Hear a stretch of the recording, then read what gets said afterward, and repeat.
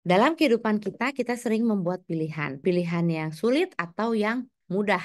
Pilihan sulit contohnya seperti apa? Mau makan apa saya hari ini? Sulit nggak milihnya? Sulit. Kalau kita banyak duit mah sulit ya. Pengen makan steak bisa. Pengen makan nasi padang bisa. Pengen makan soto tangkar bisa. Tapi kalau misalnya yang nggak punya duit, sulit nggak? Nggak sulit. Karena carinya harus yang warteg semuanya ya. Hari ini saya mau pakai baju apa ya? Sulit atau enggak itu? Enggak ya. Jadi dalam kehidupan ada pilihan-pilihan yang sulit, ada pilihan-pilihan yang enggak. Tapi bagaimana caranya supaya kita bisa menentukan pilihan yang tepat? Jadi sebenarnya dalam hidup itu kan sering saya bilang, hidup itu adalah pilihan. Ada yang sulit, ada yang tidak. Itu menurut kacamata masing-masing. Yang penting itu bukan sulit atau enggaknya sebuah pilihan, tepat atau tidaknya kita merespon terhadap pilihan-pilihan kita. Tepat atau tidak kita memilih, karena pilihan kita hari ini menentukan hari esok kita. Pilihan kita hari ini menentukan apa yang akan terjadi di hari esok. Membuat pilihan di dalam kebenaran. Kita bisa buka dalam Kisah Para Rasul 1 ayat 15 sampai 26. Saya mengajak Bapak Ibu, saudara sekalian untuk membuka Alkitab kita bersama-sama. Mari kita membacakan Kisah Para Rasul 1 ayat 15 sampai 26 secara gantian bacanya ya. Kita akan membaca 3 ayat. Mulai dari saya ya. Matias dipilih menggantikan Yudas. Pada hari-hari itu berdirilah Petrus di tengah-tengah saudara-saudara yang sedang berkumpul itu. Kira-kira 120 orang banyaknya. Lalu berkata, "Hai saudara-saudara, haruslah genap nas kitab suci yang disampaikan Roh Kudus dengan perantara Daud tentang Yudas, pemimpin orang-orang yang menangkap Yesus itu. Dahulu ia termasuk bilangan kami dan mengambil bagian dalam pelayanan ini." Yudas ini telah memberi sebidang tanah dengan upah kejahatannya. Lalu ia jatuh tertelungkup dan perutnya terbelah, sehingga semua isi perutnya tertumpah keluar. Hal itu diketahui oleh semua penduduk Yerusalem, sehingga tanah itu mereka sebut dalam bahasa mereka sendiri Hakaldama, artinya tanah darah. Sebab ada tertulis dalam kitab Mazmur, biarlah perkemahannya menjadi sunyi, dan biarlah tidak ada penghuni di dalamnya, dan biarlah jabatannya diambil orang lain. Jadi harus ditambahkan kepada kami seorang dari mereka yang senantiasa datang berkumpul dengan kami selama Tuhan Yesus bersama-sama dengan kami, yaitu mulai dari baptisan Yohanes sampai hari Yesus berangkat ke sorga meninggalkan kami, untuk menjadi saksi dengan kami tentang kebangkitannya. Lalu mereka mengusulkan 2 orang, Yusuf yang disebut Barsabas dan yang juga bernama Justus dan Matias. Mereka semua berdoa dan berkata, "Ya Tuhan, Engkaulah yang mengenal hati semua orang. Tunjukkanlah kiranya siapa yang Kau pilih dari kedua orang ini untuk menerima jabatan pelayanan, yaitu kerasulan yang ditinggalkan Yudas yang telah jatuh ke tempat yang wajar baginya." Lalu mereka membuang undi bagi kedua orang itu, dan yang kena undi adalah Matias. Dan dengan demikian ia ditambahkan kepada bilangan ke-11 rasul itu. Baik, terima kasih. Saudara-saudara terkasih yang sudah membacakan firman Tuhan, berbahagialah mereka yang membaca dan melakukannya. Hari ini kita mau belajar mengenai pemilihan Matias untuk menggantikan Yudas Iskariot. Bagaimana kita membuat pilihan dalam kebenaran? Apa kaitannya terhadap judul pada Bible Study pada malam hari ini?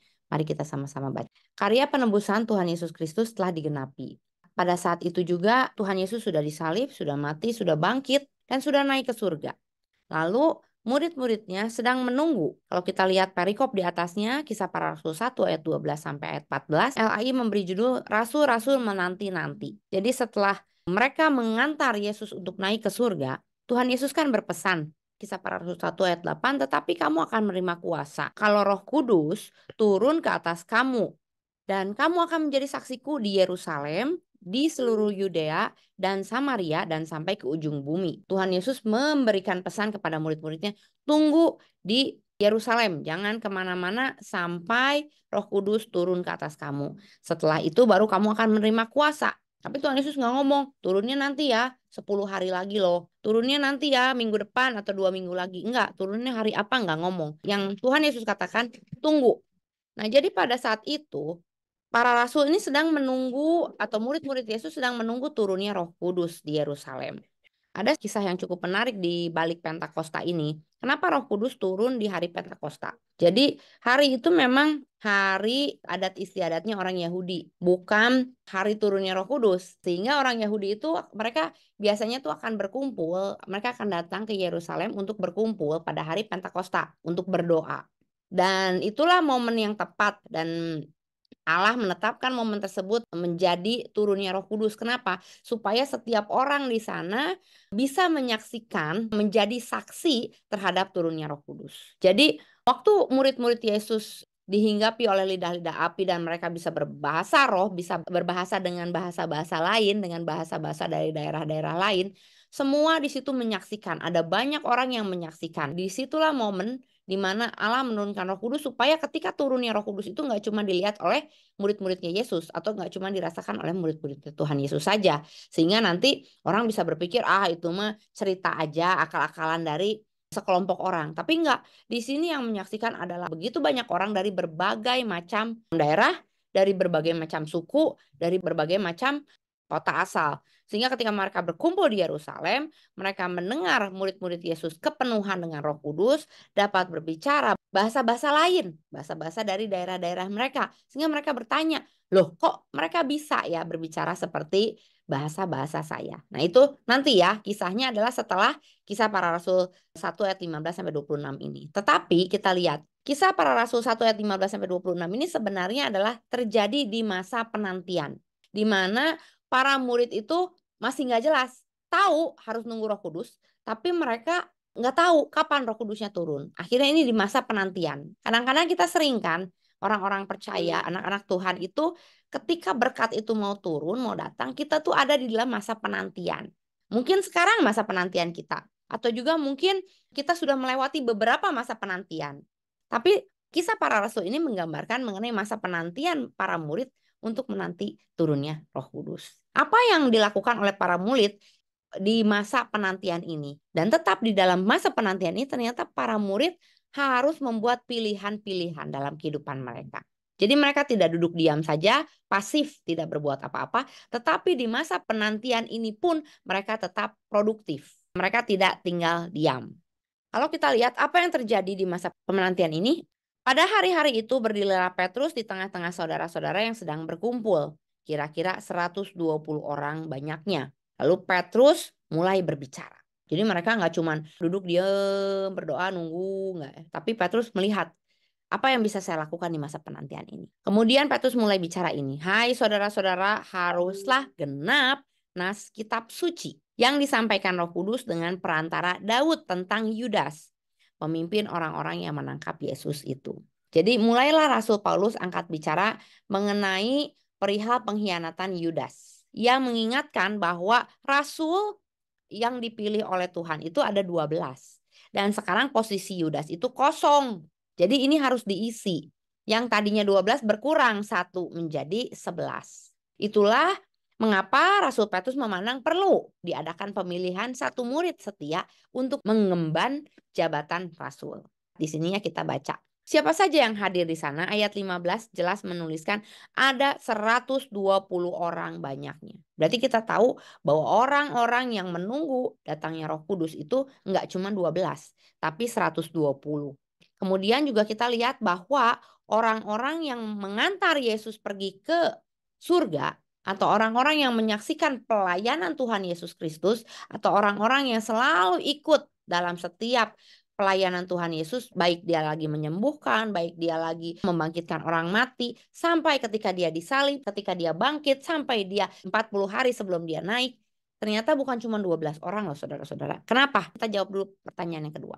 Apa yang harus digenapi menurut Petrus? Saudara-saudara, kalau kita baca dengan teliti ya, Petrus mengatakan apa? Haruslah genap nas kitab suci.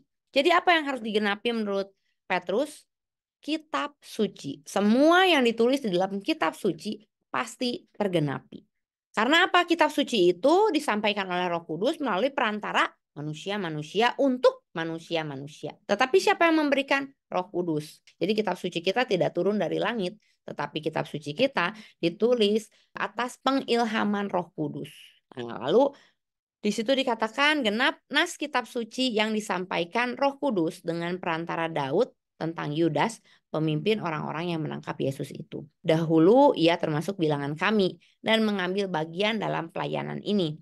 Yudas ini telah membeli sebidang tanah dengan upah kejahatannya. Lalu ia jatuh tertelungkup dan isinya terbelah sehingga semua isi perutnya tertumpah. Kalau ayat 18 ini dibaca dengan teliti, saudara-saudara, maka teman-teman bakal ngelihat ada sedikit perbedaan cerita dengan Matius, Markus, Lukas yang mengatakan bahwa Yudas mati gantung diri. Kenapa di sini Lukas menyebutkan bahwa Yudas jatuh tertelungkup dan isi perutnya terbelah. Kalau ini mau diperdalam boleh, nanti itu sesi tersendiri ya. Makanya hadir Bible study ya, nanti kita bisa teliti lebih dalam lagi ya. Jadi mana yang benar? Nanti di pertanyaannya gitu. Semuanya benar. Gimana caranya bisa benar? Makanya datang di next sesi Bible study. Oke, kita nggak bahas itu ya. Ayat 19, ini masih Petrus yang ngomong ya. Hal itu diketahui oleh semua penduduk Yerusalem. Sehingga tanah itu mereka sebut dalam bahasa mereka Hakal Dama atau tanah darah. Istilah ini masih suka dipakai sampai sekarang ya. Istilah ini dipakai untuk bangunan-bangunan yang terlihat tidak bisa sukses gitu ya. Jadi ada orang-orang, saya juga nggak ngerti ya, cuman saya sering mendengar bahwa ada, oh iya ada di sana mah atuh Hakal Dama, tanah darah. Kenapa? Iya, orang tuh nggak bisa berhasil mau buka usaha apapun di sana, mau buka kegiatan apapun di sana pasti akan tutup. Karena apa? Tertulis dalam kitab Mazmur, biarlah perkemahannya menjadi sunyi dan biarlah tidak ada penghuni di dalamnya dan biarlah jabatannya diambil orang. Jadi istilah Hakal Dama ini masih dibawa sampai sekarang ya untuk tanah-tanah yang kira-kira tidak bisa menghasilkan apa-apa. Jadi apa yang harus digenapi menurut Petrus? Nas kitab suci. Setiap ayat-ayat dalam kitab suci pasti digenapi. Jadi saudara-saudara tidak pernah salah untuk mempercayai kitab suci. Karena apapun yang tertulis di sananya pasti digenapi. Yang ketiga, apa yang harus mereka lakukan pada saat itu?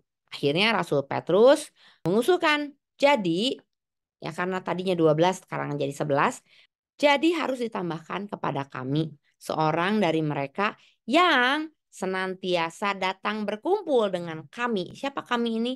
Para rasul yang sudah dipilih oleh Tuhan ya, 12 orang itu selama Tuhan Yesus bersama-sama dengan kami.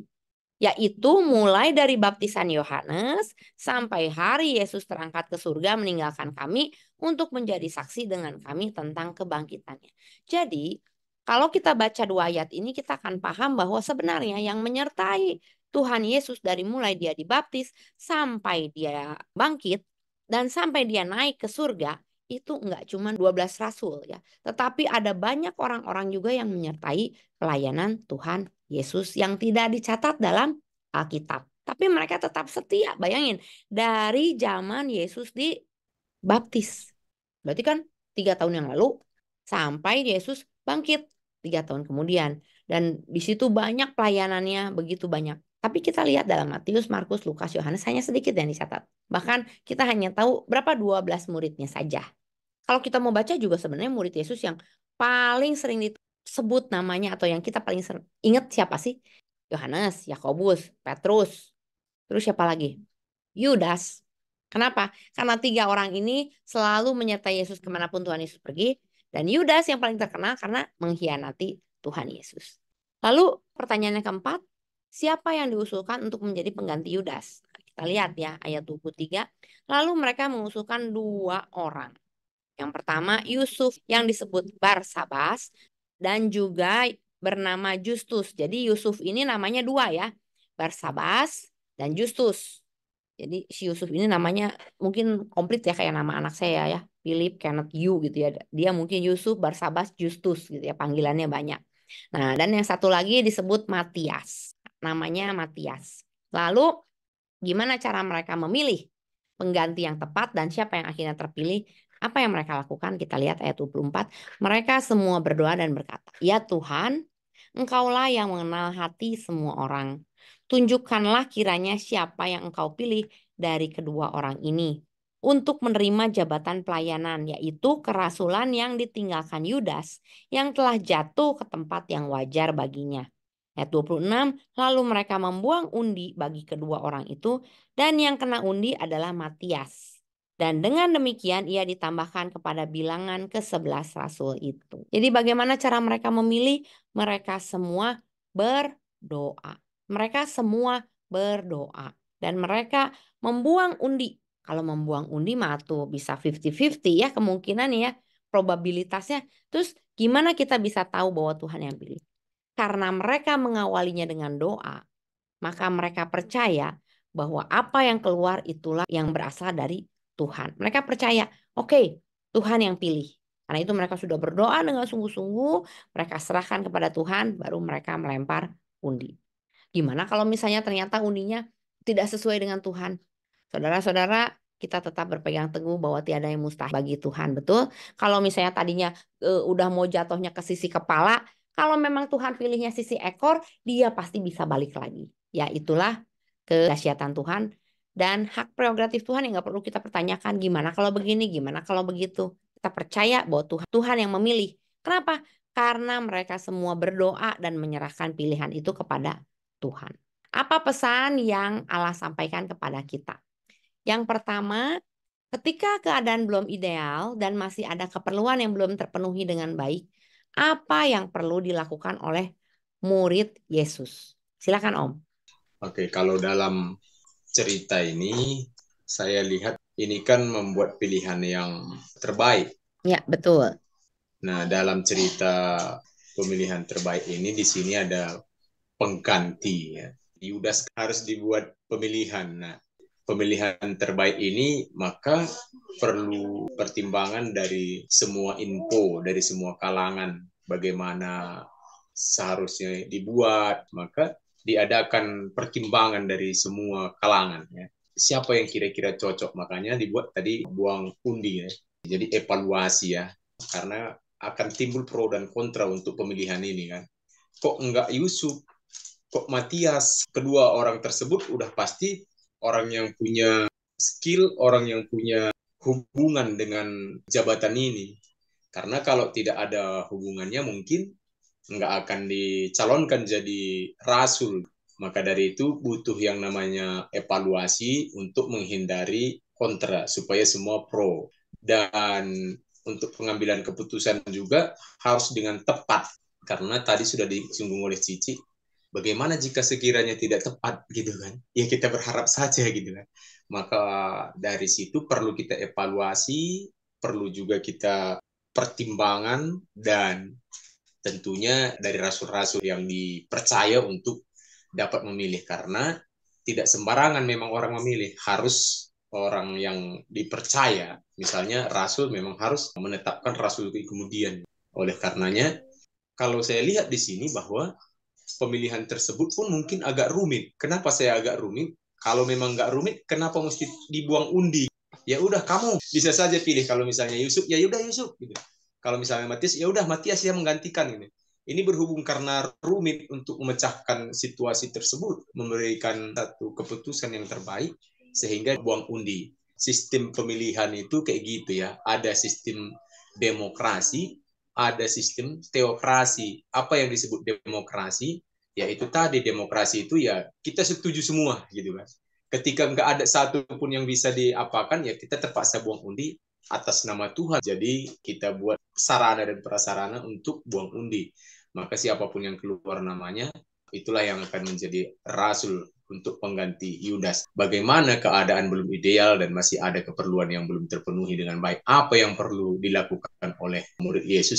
Kalau dalam sehari-hariannya sekiranya kita belum lengkap, belum terpenuhi segala kecukupan kita sehari-hari, maka ya kembali kepada pribadi kita koreksi dulu di mana kurangnya, proteksi, terus kita harus pertimbangkan dalam usaha juga, dalam pelayanan juga, kemudian bawa dalam doa. Nah, itu yang saya bisa bagikan, Cik. Tuhan berkati. Oke, terima kasih Om Yosua ya.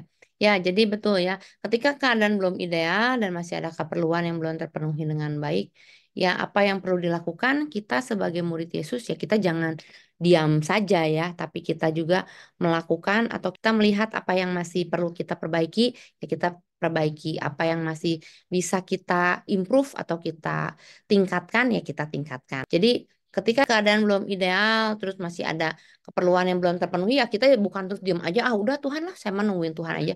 Ini kan mereka dalam posisi penantian ya. Mereka merasa bahwa Roh Kudus belum turun. Kata Tuhan kan tunggu sampai Roh Kudus turun. Roh Kudus belum turun, udah aja saya diem aja. Enggak ya, tapi murid-murid Yesus waktu itu terutama Petrus, dia nggak duduk diam aja ya, tapi di dalam masa-masa penantian itu Petrus akhirnya berinisiatif untuk melakukan perbaikan atau melakukan improvement dalam circle atau dalam komunitas para rasul. Kan dia bilang, mumpung Roh Kudus belum datang nih, kita harus melakukan sesuatu nih. Bagaimana caranya? Oke, kalau gitu sekarang kita diskusi, kita cari siapa rasul pengganti. Mungkin mereka mengambil demokrasi dulu, makanya keluar 2 nama ya, Om Yosua ya. Setelah 2 nama ini mereka bingung, akhirnya mereka baru menyerahkannya kepada Tuhan. Memang ada juga beberapa orang yang menafsirkan bahwa sikap Petrus ini sebenarnya kurang tepat. Kenapa?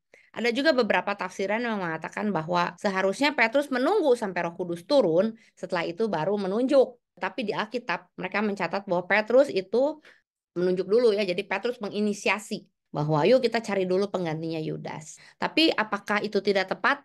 Sampai terakhir kita tetap melihat bahwa tetap semuanya mereka serahkan kepada Tuhan. Mereka serahkan kepada Tuhan dan pada akhirnya mereka percaya dan mereka mengimani bahwa Matias terpilih oleh Tuhan. Jadi mereka menyerahkan semuanya kepada Tuhan, mereka berdoa, baru mereka membuang undi sehingga Matias terpilih. Itu yang bisa kita pelajari atau yang bisa kita sikapi. Pada akhirnya, para murid tetap menyerahkan semuanya ini kepada Tuhan. Pertanyaan yang kedua, seberapa penting kesatuan kita sebagai murid Yesus dalam mencari solusi yang tepat? Sangat penting, Ci. Sangat amat penting. Oke, sangat amat penting. Kenapa Kak Uli bisa berkata sangat amat penting, Kak Uli? Karena kalau tidak ada kesatuan, ya nggak akan ketemu si solusi yang tepatnya. Bahkan saat punya 2 nama pun kan sebenarnya itu karena ada kesatuan juga ya. Terus untuk berdoa pun kan butuh kesepakatan ya kalau kita mau berdoa. Jadi nggak ada nih si naskah yang nyebut menurut si A, Yusuf aja, menurut si B, Matias aja. Lalu akhirnya mereka bingung kan gak ada yang gitu ya. Jadi mereka kan butuh kesatuan. Mereka tuh memang sepakat untuk berdoa pun kan itu butuh kesatuan ya sih. Kalau kita mau berdoa, gak bisa kalau satu nggak mau berdoa, satu maunya udah lah ini aja lah. Yang satu ya doa, yang nggak bisa juga. Jadi ada, bahkan ada solusi yang tepat itu memang harus karena ada kesatuan. Jadi sangat penting kalau ditanya seberapa ya sangat amat penting sih. Ci. Oke ya, terima kasih Kak Uli, betul ya. Sangat amat penting ya kesatuan itu. Ketika kita mencari solusi yang tepat, kita tidak bisa cuman ya udahlah saya mah ikut aja. Oh ya udahlah gimana kamu aja gitu. Enggak. Tapi ketika semua orang mendukung, kita bersatu mendukung, mencari solusi yang tepat dan solusi yang disepakati itu diterima dan dijalankan, itu akan menjadi satu kekuatan buat komunitas tersebut. Setuju sama Kak Uli, sangat amat penting kesatuan kita. Yang ketiga, apa yang semestinya menjadi dasar pertimbangan dalam setiap pilihan kita? Kalau dari bahasan yang tadi, pertimbangan mereka kan, itu kan mereka mau menjadi saksi ya. Mm-mm. Jadi pertimbangan dasar mereka tuh harus mereka yang terlibat dalam komunitas juga berjalan bersama-sama, punya satu visi, satu misi. Sehingga mereka memilih ya beberapa kandidat yang menjadi pengganti dari Yudas. Kalau kita pilih pelayan, berarti kan kita juga kan nggak asal pilih kan. Mm-mm. Harus lihat track record, dia punya visi misi yang sama, dia berkomitmen, dia berkomunitas, dia juga punya integritas, kemudian baru digumuli dalam doa dan mungkin menentukan pilihan begitu. Kalau pilihan yang lain juga nampaknya hampir sama saja ya. Ada pertimbangan-pertimbangan rasional, kemudian visi misi, komitmen, dan juga mungkin yang paling penting kita juga siap menerima resiko ya. Ini kalau misalnya pilihannya menyangkut tentang keputusan-keputusan yang penting, mungkin pasangan hidup atau pekerjaan atau profesi, kan seringkali kan dalam perencanaan kan mungkin baik, tapi pas waktu menjalankannya tidak selalu sesuai dengan apa yang kita harapkan. Jadi memang juga kalau pilihan sudah ditentukan, ya harus juga mau, bukan saja bersedia punya kriteria yang baik, tapi juga bersedia untuk evaluasi dan benahi sama-sama. Oke, Terima terima kasih. kasih Kak Oce. Betul ya, kita harus benar-benar mempertimbangkan untuk setiap pilihan dalam kehidupan kita. Ingat ya teman-teman, pemilihan yang lain ya mungkin bisa salah dan kita bisa mengulang, reset. Tapi untuk pasangan hidup kayaknya nggak bisa di reset ya. Jadi pilihlah yang sesuai dengan firman Tuhan. Kalau dari saya sendiri mau nambahin yang jadi dasar pertimbangan dalam setiap pilihan kita mungkin yang tadi ya, supaya genaplah nas kitab suci. Dasar pertimbangan kita harus kembali kepada nilai-nilai kebenaran yang ada di dalam Alkitab. Apakah kita mungkin dalam memilih bisa berdasarkan moral atau etis yang ada di masyarakat sekitar, tetapi tetap dasar pertimbangan kita harus kembali kepada nilai-nilai kebenaran firman Tuhan. Sehingga seperti yang tadi Kak Oce bilang, setiap pilihan kita pasti ada resiko, setiap pilihan kita pasti ada konsekuensi. Jadi pada saat kita menerima resiko atau menjalani konsekuensinya, ketika itu berdasarkan nilai-nilai firman Tuhan, maka kita tahu ada kekuatan dari Roh Kudus yang akan menopang kita. Terkadang kita merasa saya udah milih yang benar kok, tapi hasilnya gini ya, kok dampaknya begini ya. Tapi kita percaya bahwa Roh Kudus akan memberikan kita kekuatan dalam menjalani pilihan kita. Tetapi kadang-kadang kita juga memilih yang salah. Bisa aja pilihan kita salah. Terus gimana tuh? Wah, ternyata saya memilih tidak sesuai dengan nilai-nilai kebenaran.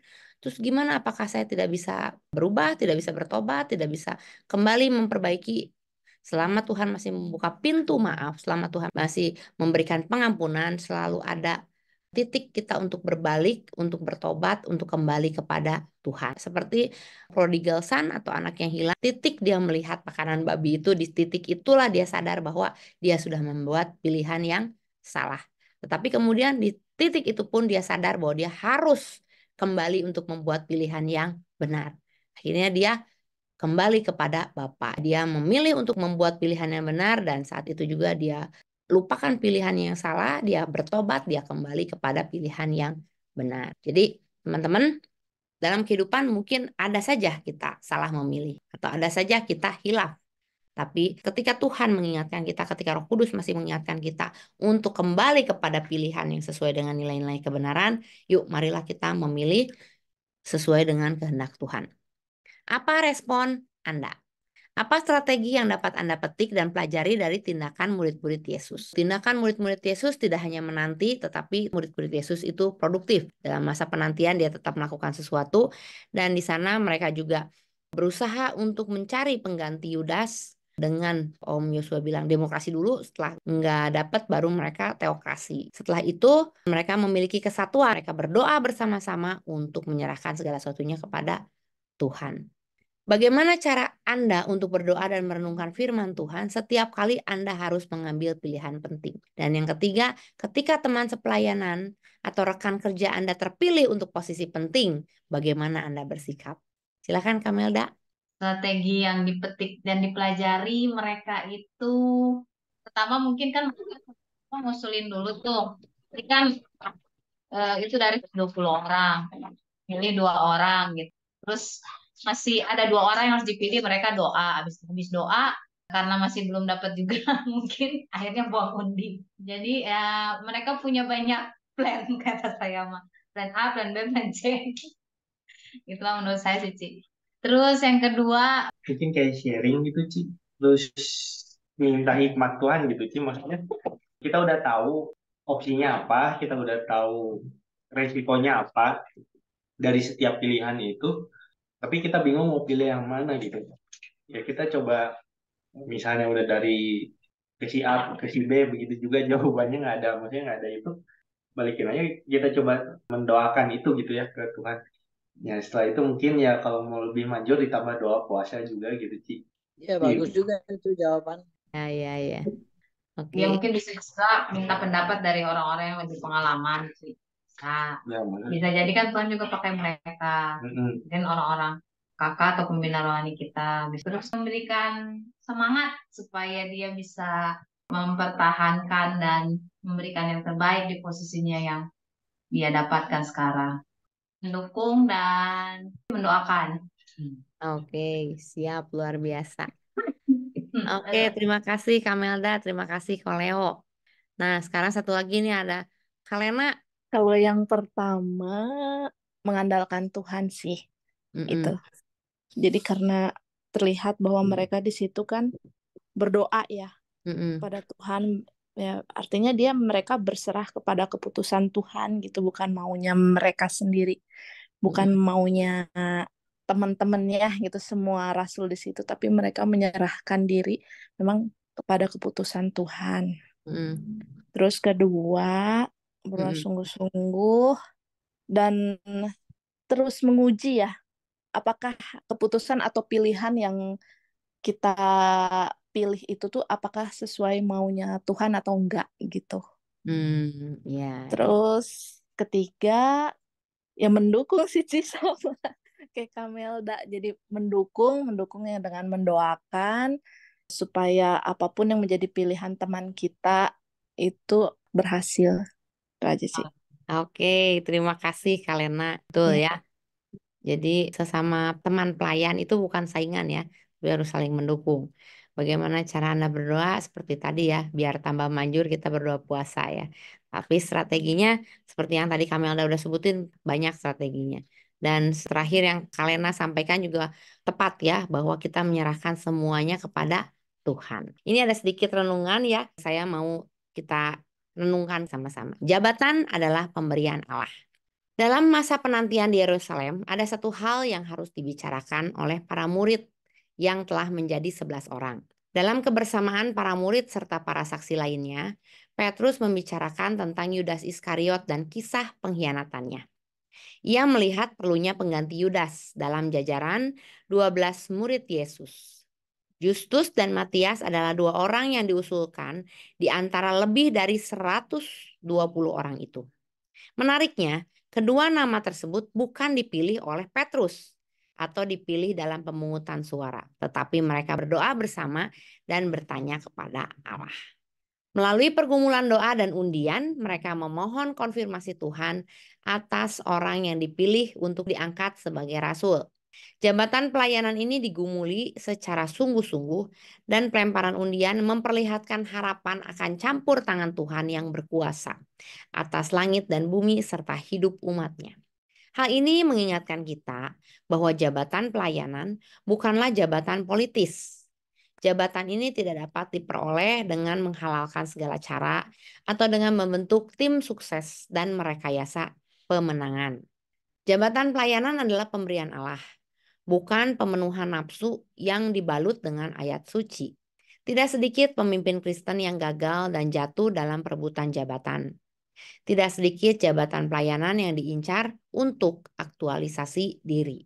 Jabatan, baik di dalam pelayanan maupun dalam karir, semuanya adalah pemberian Allah. Tidak perlu kita saling menjatuhkan atau menyuap. Jika Tuhan percayakan, kita bersyukur. Jika tidak, maka kita harus tetap berlapang dada dan menyelesaikan apa yang Tuhan percayakan. Apa yang Tuhan percayakan kepada kita saat ini. Patutlah kita bersyukur atas segala kepercayaan itu dan menjaganya. Tidak ada yang kebetulan di dalam setiap langkah hidup kita. Karena Allah selalu bekerja dalam tiap aspek kehidupan kita. Bersyukurlah dan tunaikanlah jabatan yang dipercayakan Tuhan. Mohon pimpinan Tuhan supaya kita dapat mengetahui kehendaknya dan memilih yang terbaik. Jadi seperti yang tadi, kehidupan kita penuh dengan pilihan. Hidup adalah pilihan. Jadi apa yang kita perlu lakukan supaya kita bisa memilih pilihan yang tepat, mohon pimpinan Tuhan supaya kita dapat mengetahui kehendaknya dan memilih yang terbaik. Amin. Tuhan Yesus memberkati. Dari kisah ini, ada yang mau ditanyain nggak sebelum kita tutup jam PA kita pada malam hari ini? Ada? Jangan susah-susah nanyanya. Seandainya Yudas nggak mati, apakah dia tetap digantikan, Cik, dengan dosa-dosanya? Saya pikir seandainya Yudas nggak mati juga ya, pasti dia tetap nggak masuk dalam bilangan 12 rasul ya. Pasti dia dikeluarin. Jadi menurut saya, seandainya dia tidak mati, bunuh diri, tetap dia akan diganti. Karena kalau kita lihat ceritanya, Cik, cerita Mm-mm. yang kita baca tadi, Mm-mm. dikatakannya berhubung karena dia sudah mati, maka penting untuk menggantikan itu, katanya. Betul. Artinya di situ kalau dia nggak mati, berarti rasul dia tetap sebagai rasul begitu, Cik. Kalau di situ, kalau dia seandainya tidak mati, berarti pemilihan tidak ada kan? Karena gini, kalau saya sih ngambilnya dari sini ya Om Yos, dari ayat yang ke-17. Dahulu dia termasuk bilangan kami dan mengambil bagian dalam pelayanan ini. Jadi seandainya secara fisik Yudas tidak mati pun, kayaknya Yudas nggak akan ada dalam bilangan itu lagi. Dia tidak termasuk dalam bilangan. Sekarang saya sudah mengkhianati Yesus. Yesus disalib. Even Yesus bangkit dan segala macam segala macam. Tapi nggak tahu juga ya kalau Yudas yang nggak gantung diri terus tiba-tiba Yesus menghampiri Yudas dan berkata, apakah kamu mengasihi aku? Kan beda cerita ya. Kenapa Yesus menghampiri Petrus? Karena Petrus sudah memilih untuk gantung diri kan, itu kan. Sedangkan Yudas kan udah mati ya. Nah, tetapi di sini ya kita nggak keluar dari konteks cerita lah. Kita nggak keluar dari konteks Alkitab ya. Kalau Yudas nggak mati, saya percaya pasti dia juga tetap keluar dari bilangan murid-murid Yesus. Menurut saya. Tapi sepertinya nas Alkitab harus genap. Genap nas kitab suci. Jadi pasti Yudas nggak ada. Gitu, Joshua. Maaf kalau jawabannya kurang memuaskan. Karena Iya. banyak anggota gereja yang ya begitu tidak dikeluarkan nih. Yang berkhianat, salah, tidak dikeluarkan. Ya jadi, tapi sebenarnya gini ya, Petrus dan Yudas ini cukup menarik ya. Seperti yang disebut. Dua-duanya bikin salah. Dua-duanya fatal. Yang satu menjual Yesus, yang satu menyangkal Yesus. Menyangkal Yesusnya di depan orang lagi ya. Sampai Yesusnya dengar. Tapi apa yang membedakan? Yang membedakannya adalah menurut saya sih keputusan mereka ya. Sebenarnya dua-duanya juga udah, sebenarnya saya juga nggak tahu ya apakah ini rencana Tuhan atau bukan ya. Karena kan kalau kita pernah, waktu kemarin saya diskusi sama Kak Oce ya. Cerita hidup kita itu sudah ending. Kalau di buku cerita kita tuh udah ada tamatnya sebenarnya. Cuman kitanya aja yang lagi ngejalanin dalamnya. Yang menariknya tuh kan gini, Petrus menyesal dan Petrus juga dia pergi meninggalkan komunitasnya, jadi menghindar, tapi dia tidak memilih untuk mati. Sedangkan Yudas ketika dia melakukan dosa, dia keluar dari komunitas, mungkin dia tidak punya support system kali ya, sehingga akhirnya dalam kesendiriannya dia tidak tahu lagi apa yang harus dia perbuat dan iblis itu paling suka mengintimidasi kita. Makanya kalau kita punya dosa, iblis itu paling suka mengingatkan kita akan dosa-dosa kita. Sedangkan Tuhan tidak pernah mengingat dosa kita sama sekali. Jadi itulah yang membuat perbedaan kalau menurut saya dari sisi psikologi kali ya. Yudas mungkin mendengarkan suara-suara atau intimidasi iblis sehingga dia putus asa dan dia memilih untuk mengakhirinya. Karena mungkin dia tidak bisa lagi menghadapi kenyataan, mungkin ya. Kemarin saya dengar di TikTok itu di Instagram bahwa Yudas mungkin nggak bisa lagi menghadapi orang-orang karena mereka juga cukup terkenal selama 3 tahun itu ya kemana-mana bersama Tuhan Yesus kan. Apalagi setelah itu endingnya Tuhan Yesus disalib tambah terkenal lagi. Nah jadi mungkin dia tidak bisa menghadapi lagi kehidupannya, dia tidak memiliki harapan dan dia memilih untuk meninggal. Jumat lalu saya ikut seminar, Zoominar, mana lebih penting, tujuan, goal, atau harapan? Intinya adalah sebenarnya harapan yang paling penting buat manusia. Kenapa?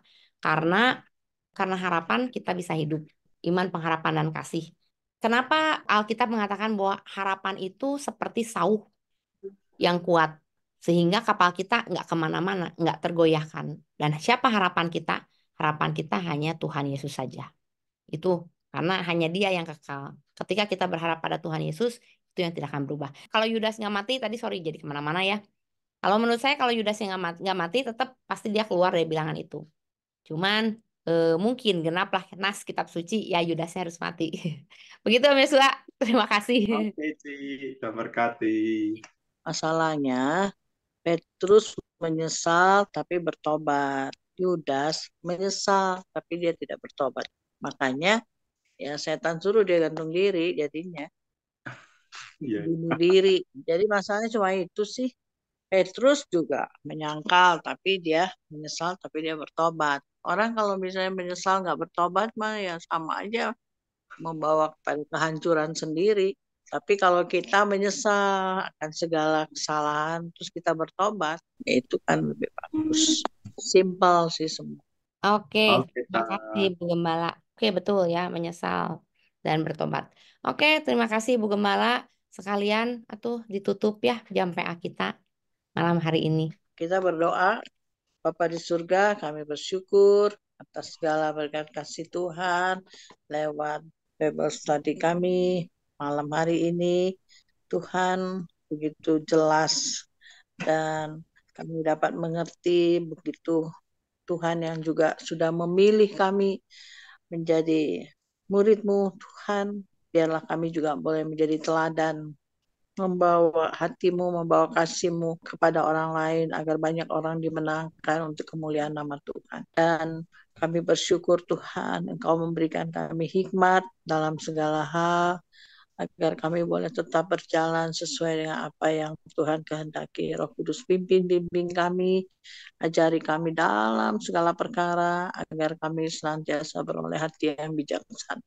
Biarlah damai sejahtera yang daripada Bapa, kasih sayang Tuhan Yesus, persekutuan sukacita Roh Kudus akan selalu menyertai kami dari saat ini sampai selamanya. Dalam nama Tuhan Yesus, kami berdoa dan terima berkat Tuhan. Amin. Tuhan memberkati kita Amin. semua. Tuhan Yesus memberkati.